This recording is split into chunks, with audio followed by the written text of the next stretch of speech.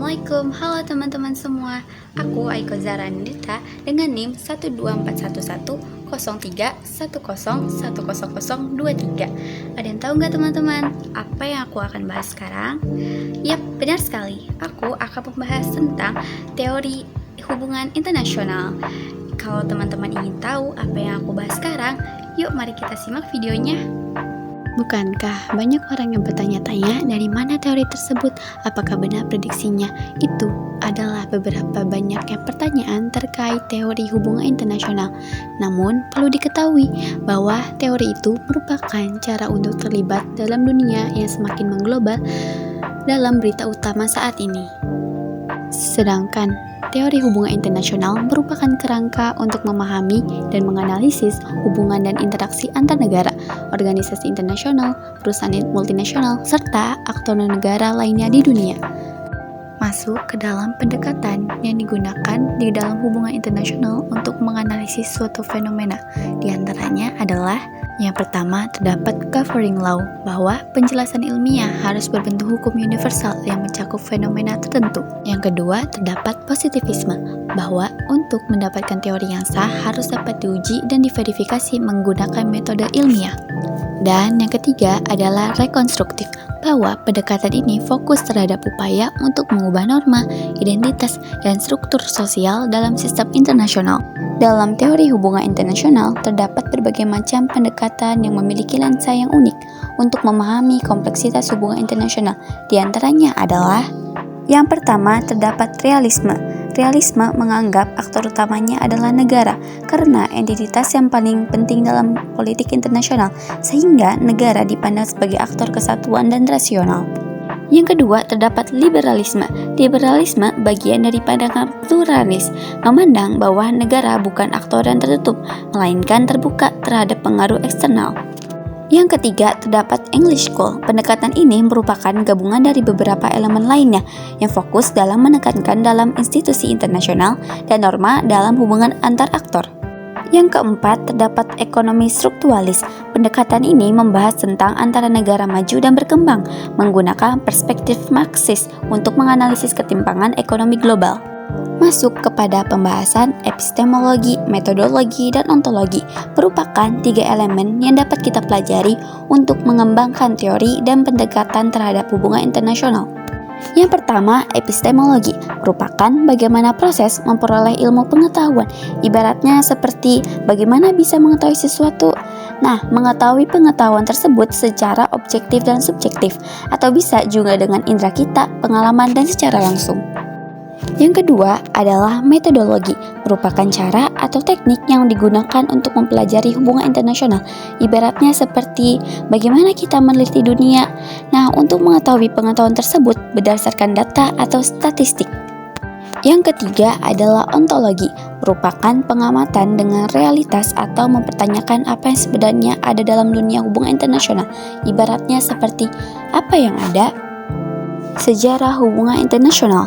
Seiringnya jalannya waktu, teori hubungan internasional memiliki sejarah yang cukup panjang jalannya. Salah satunya, globalisasi menjadi faktor yang signifan terhadap perkembangan teori hubungan internasional, baik dalam bentuk tantangan maupun peluang. Globalisasi membawa banyak aktor masuk ke dalam hubungan internasional, seperti organisasi internasional, perusahaan multinasional, dan organisasi lingkungan. Hal ini memaksa teori hubungan internasional tidak hanya fokus pada negara sebagai aktor utama, tetapi juga mempertimbangkan aktor non-negara. Muncullah perspektif yang lain tentang perdebatan antara realis dan idealis, serta antara tradisionalis dan behavioralis. Pasca Perang Dunia Pertama, antara realis dan idealis berdebat tentang sifat politik internasional dan kemungkinan damai. Pada tahun 1960-an, debat antara tradisionalis dan behavioralis.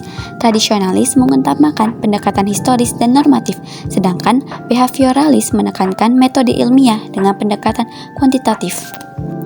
Hasil perdebatan ini membawa disiplin internasional ke arah yang lebih luas, memungkinkan munculnya pendekatan seperti konstruktivisme, teori kritis, dan lain sebagainya. Adapun peran teori hubungan internasional, dengan adanya teori ini membuat kita menjadi lebih terbuka dalam memandang dunia dan juga sebagai alat untuk memahami, menganalisis, dan menjelaskan fenomena global. Teori juga memberikan lensa yang berbeda dalam memahami negara dan aktor non-negara dalam sistem internasional. Serta teori terdapat fakta yang dapat diukur dan diamati supaya mempermudah dalam memprediksi masa depan dan proses yang sedang terjadi.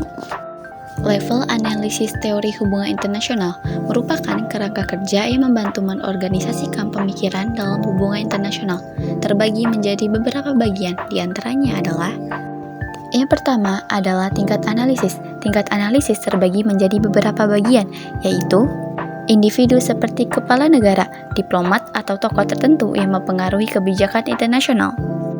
Ada juga negara yang menyoroti kebijakan dalam negeri, kepentingan nasional, ideologi, dan lainnya. Dan sistem internasional merupakan hubungan antar negara seperti distribusi kekuatan dan lembaga internasional. Selanjutnya adalah unit analisis, merupakan subjek yang sedang dipelajari seperti negara, organisasi internasional, atau individu. Dan variabel. Variabel terbagi menjadi dua, yaitu dependen dan independen. Dependen merupakan fenomena yang ingin dijelaskan, sedangkan independen merupakan faktor yang mempengaruhi variabel independen. Menurut J. David Singer, ia mengatakan bahwa pilihan seseorang dari tingkat analisis tertentu menentukan apa yang akan dan tidak akan dilihat. Tingkat berbeda cenderung menekankan aktor, struktur, dan proses yang berbeda.